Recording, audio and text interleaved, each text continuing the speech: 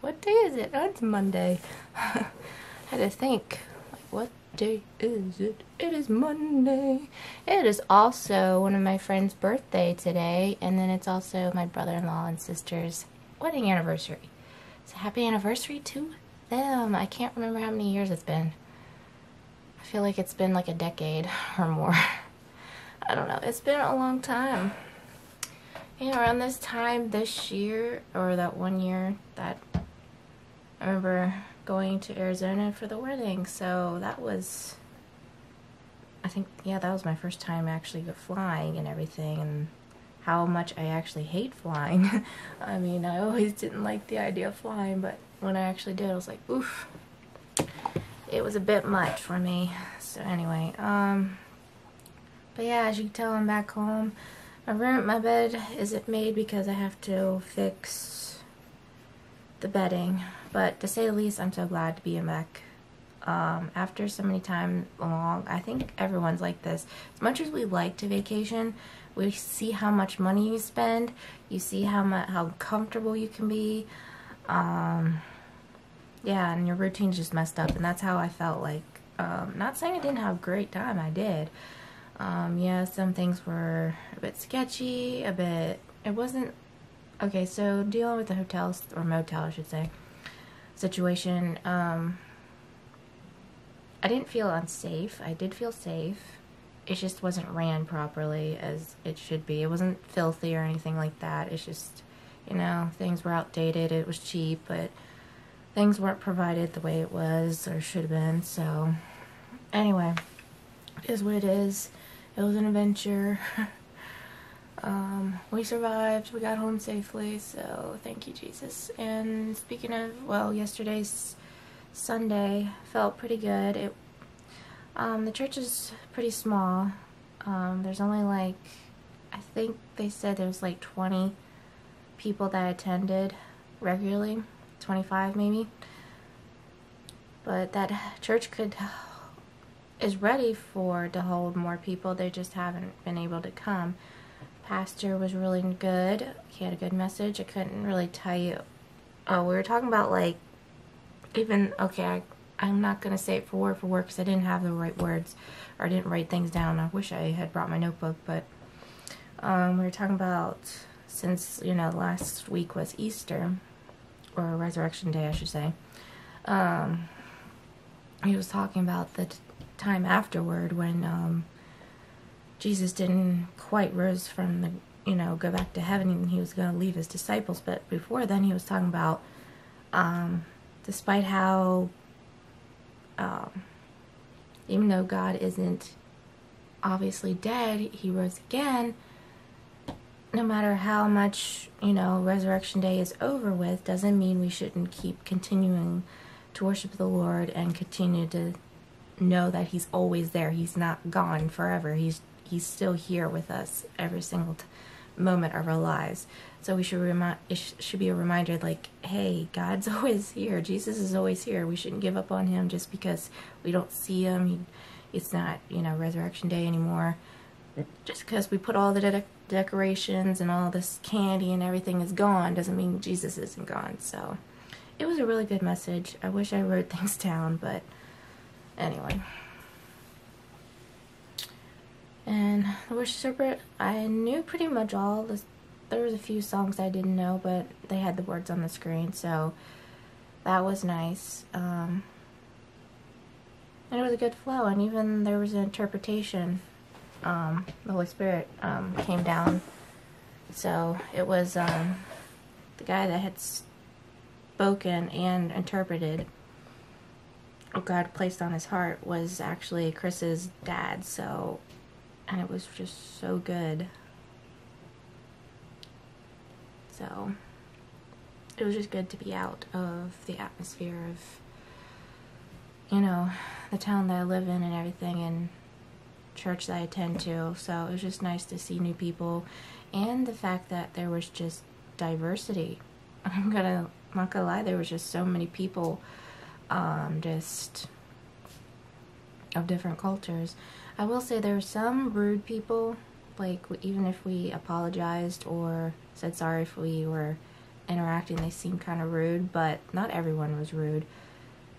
I was like, I still like the idea there were just different people of different color, and it was just amazing to feel amongst that type of people. It was just, I'm sorry if that seems kind of creepy or weird, but it is weird for me because I don't see that. I see mostly Caucasians, and it's nice to see different nationalities everywhere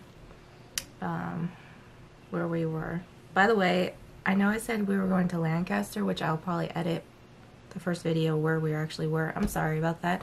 We didn't actually go to Lancaster. We went to Palmyra. If I'm going to say this right. Palmyra, something like that. That's where we were actually staying. Sorry about the interruption. My brother came in. He was like, "Where's Momo?" I'm like, "I don't know. She in the bed." Apparently I shut her in the Ricky's bedroom, but anyway, it's like trying to avoid that, but she was underneath the bed and I didn't realize she was in there. But anyway, we managed to get her out to go outside. She had to go potty. But anyway, what was I talking about? Oh yeah, we were staying in Palmyra, and we went into Harrisonburg. So everything that was essential to us overall. But sorry that I told you that we were going to Lancaster. That was not the case, even though Lancaster is a great place to go to. But next time, I guess, maybe next time. Anyway, I have a lot of chores to do today. I have laundry, vacuuming, dusting, you know, the essentials. I have a lot to clean up. My room, I had gotten another organizational container here, a bigger one of these things. So I'm thinking to put my art supplies in here because I just need the room for it. It'll go on my desk in the corner, and I'll have stuff stacking on top of it that doesn't have, but yeah, my desk is still a hot mess. I still don't understand what to do with all the stuff underneath. It's the best it's gonna get at this point, because I really don't have any, unless I get a big old tote to stick everything in. But yeah, I have a lot of laundry to do and stuff like that, so you'll see me later. Good evening, guys. I am back. Oh, there's a nice spider outside my window.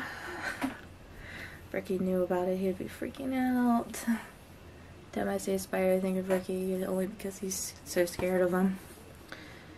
That's a horrible thing to say, or think about, but that's the truth, though. Anyway, let's see. What did I get done today? I dusted. I vacuumed. I got all my laundry done. I got all of Zachary's laundry done. I somewhat straightened out my room. Wasn't that bad in the first place, but organized the stuff on my desk and everything so it looks a lot better. Haven't started my puzzle yet. I've thought about it, but I was like, ooh, I need to do a videotape. I need to do a haul here pretty soon, but then my clothes weren't dried, so I was like, darn it. Anyway.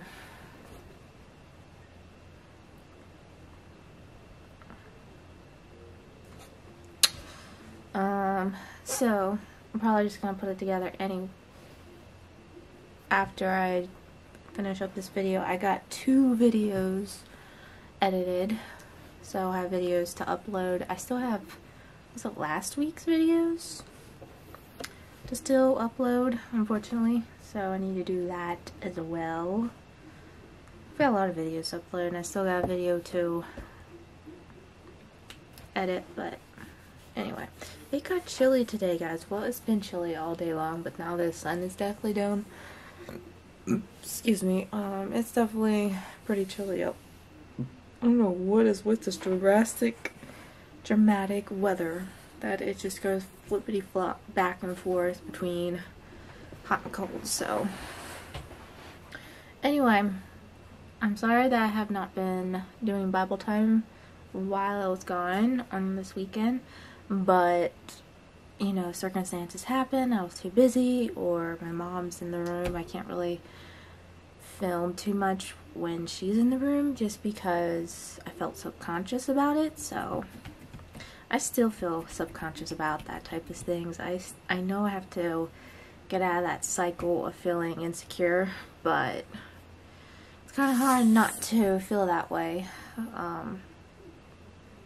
especially in front of your parents. I don't know, just weird about, I just feel weird out about it. But anyway, I'll be working the next, actually 4 days. I found out I'm working on Friday because we had done a client's house, the potential client's house, before. It was a pre-cleaning, and now they signed up wanting to clean, basically, I think it's once a month, but basically they signed up, they want the monthly cleaning or whatever cleaning they're doing, either every bi-weekly or monthly. I don't know which one it is. I think it's monthly, but I'm not sure. And we're starting clean. So we have to finish, because we did one level of deep cleaning, you have to do the other level of deep cleaning, and then we're going to fit that in our schedule. And then we're starting up another client that technically we're not deep cleaning, we're just doing regular cleaning. They're not in their house all the time, they go away for I don't know how many months, and they have like basically 2 homes, a vacation home somewhere, I can't remember where, what state, but Missouri, Montana, I don't know, or somewhere a bit far off, not too far, but far enough from here. And so they don't see the point of coming and cleaning if they're not home. But anyway, apparently they're back home, so we're gonna start cleaning them this week. So yay. Anyway, I don't have to get up too early tomorrow, so that's good. But yeah, the next 4 days, even on Friday, I won't be able to film Friday, so you'll see me on Saturday. Anyway, and before that, it is everybody's favorite time to vlog. It is Bible time. That's where I am. I am currently reading in Job. Not a very encouraging book of the Bible to read, but part of the Bible, I should say.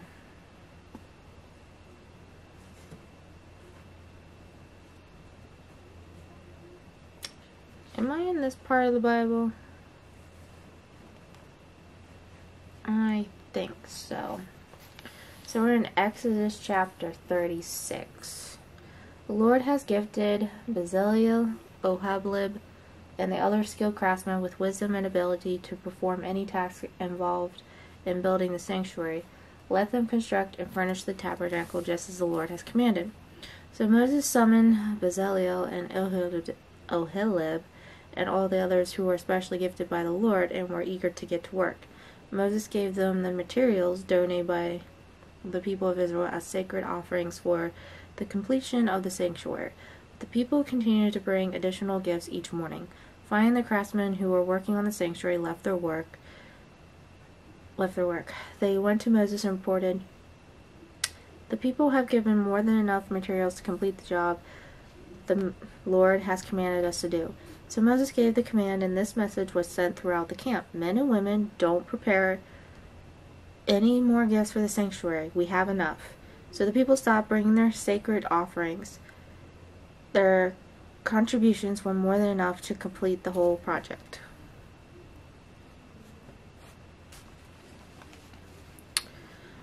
Building the tabernacle. The skilled craftsmen made 10 curtains of finely woven linen for the tabernacle. Then Bezalel decorated the curtains with blue, purple, and scarlet thread and with skillful embroidered cherubim. All 10 curtains were exactly the same size, 42 feet long and 6 feet wide. 5 of these curtains were joined together to make one long curtain, and the other 5 were joined to make a second long curtain. He made 50 loops of blue yarn and put them along the edge of the last curtain on each side.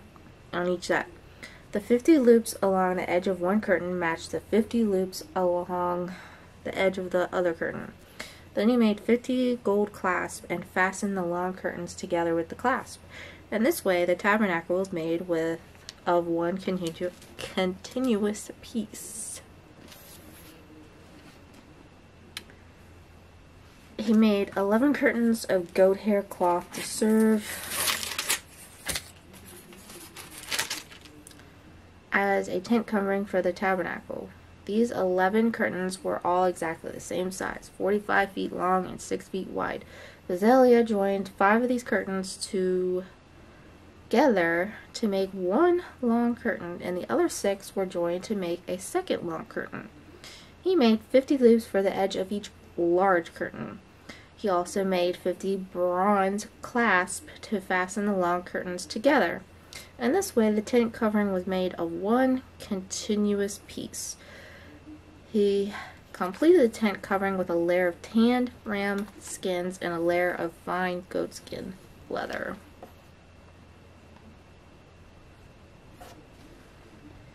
Alright, a little sidebar called teamwork. Making cloth, spinning, and weaving took a great deal of time in Moses' day. To own more than 2 or 3 changes of clothes was a sign of wealth. So you can imagine the huge effort involved in making enough cloth for the tabernacle. It demonstrated a tremendous community effort. This same kind of teamwork is needed in churches and neighborhoods today. Without it, many essential services just wouldn't get done. Are you a team player? What part can you play in your church or community team?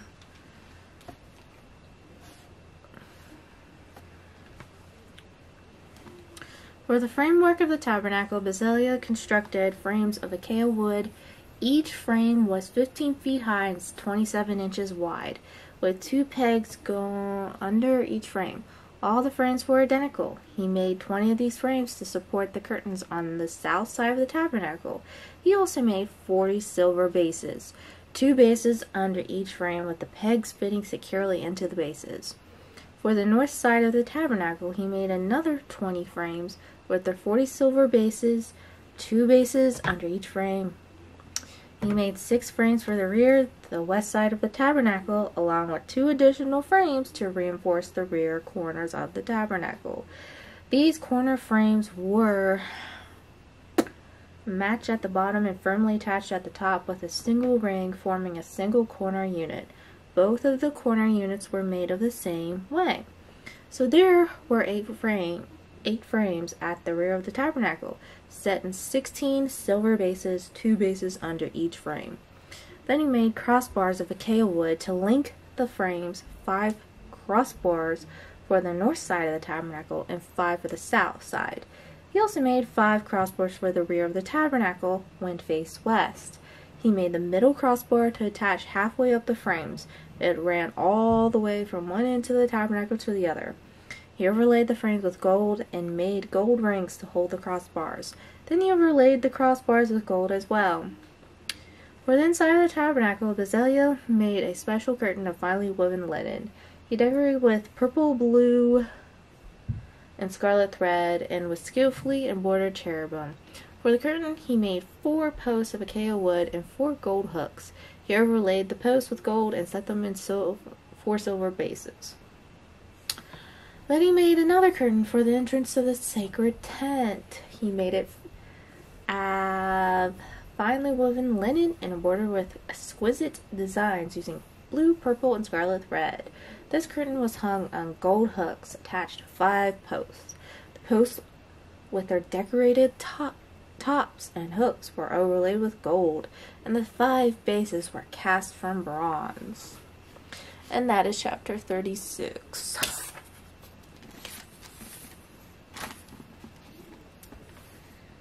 Alright, oh, it looks so ugly outside. It's probably going to storm if it isn't already. But it is, I was going to say Bible time. It is devotional time. Alright, this is titled A Time to Remember, and I'm supposed to read in Esther chapter 9, verses 20 through 28. Okay. Sounds like it's raining now. I know it's windy. Esther, where art thou? Some books I don't exactly know because I don't really read them on the daily, or I don't get called out as much as far as at church or whatever. So I don't always know where they are exactly. I think I passed it, honestly. I have to have.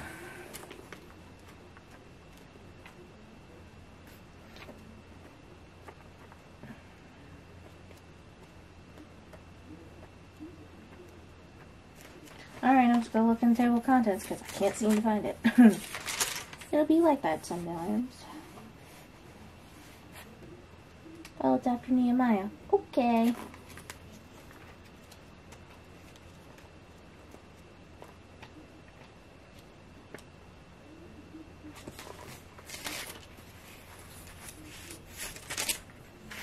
Well, that's right. I read that Esther before I got into Job. Duh.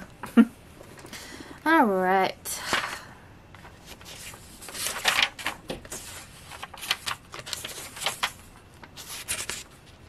Esther. Bum bum bum bum bum bum.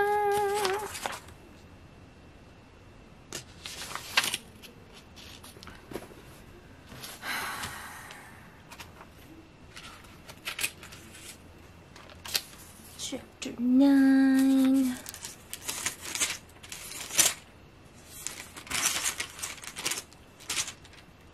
Verses 20 to 28.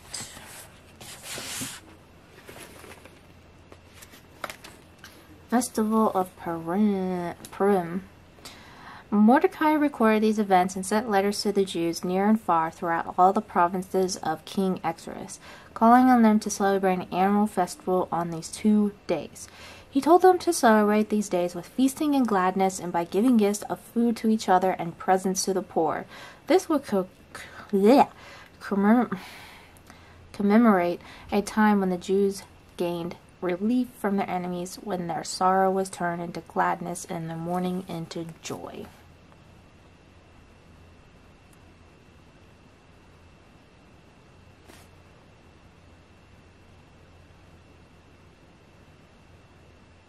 Don't know what's going on in there. So the Jews accepted Mordecai's proposal and adopted their annual custom. Haman, son of Hammedatha the Agagite, the enemy of the Jews, had plotted to crush and destroy them on the date determined by casting lots.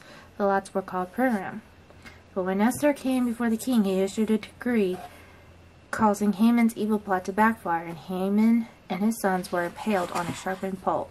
That is why the celebration is called Purim, because it is the ancient word for casting lots.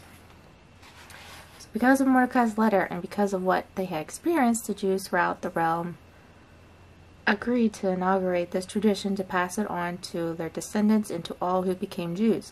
They declared they would never fail to celebrate these 2 prescribed days on the appointed time each year.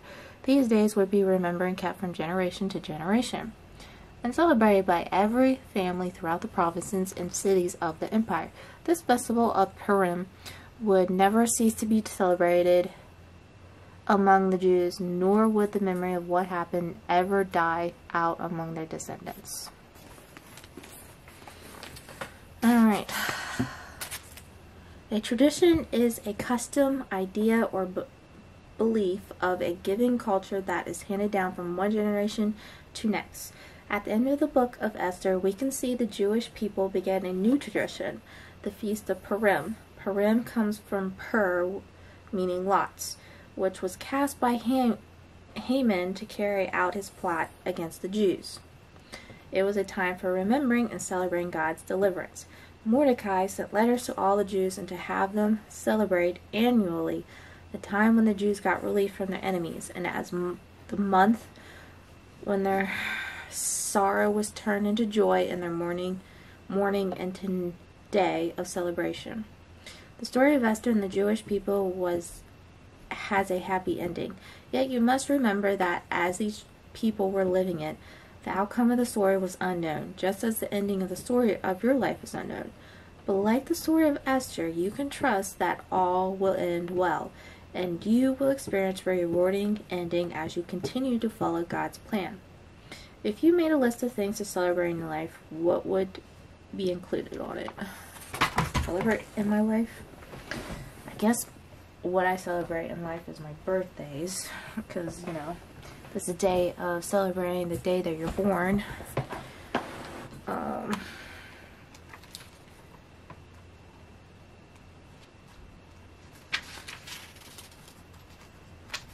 What other things that I celebrate in my life? I guess maybe like my graduation, stuff like that. I don't know. I don't know what to really say about that. What is a tradition you would like to begin in your family for church or church to celebrate God's love? I think we should just celebrate it in general. I don't think it needs to be a big shebang bang like most people make traditions or things. I think we should just celebrate God every day and don't take him lightly, which unfortunately sometimes I do, and I'm like, oh, Chelsea, you need to get your head in the game, you need to get back with the Lord, and you need to seek him more. And forgive me, Lord, for doing that type of stuff. So I don't know if that really answers those questions, but anyway. So that is the rest. That is Bible time. So thank you, Lord, as always, for your living, breathing word. Like I said, I'll be working the next 4 days, and so I won't be filming until Saturday. Considering the fact I don't usually film on Saturdays unless something happens, but since I'm not filming Friday, I guess I'll film on Saturday. I guess that'll sometimes happen if I don't film on a Friday, I'll do Saturday, but that just depends. And then again, I might not even film until next week. Who knows? We'll see.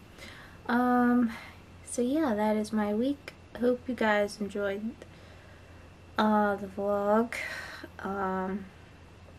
Not as exciting as the past weekend has been, but I got a day of rest. I was able to rest up and take a nap today because I did not get a nap this weekend, which was a bummer, but I did have a good weekend and I felt at peace. I made new friends and had adventure, you know? Did something out of the norm that I don't usually get to do as often, so it was really nice. Oh my gosh. I definitely need to do better as far as my health.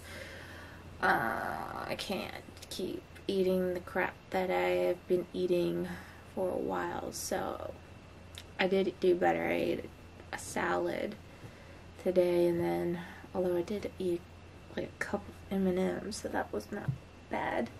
Not good, I should say. But anyway. And then for tonight, I had just like a little quesadilla thing and cereal, which wasn't good either, but it's better than what I've been eating.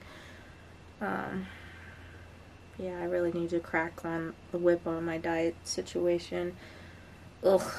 Anyway, hope you guys enjoyed the vlog. As always, keep on smiling, stay positive. I love you guys. Jesus loves you, and I'll see you guys next time. Bye!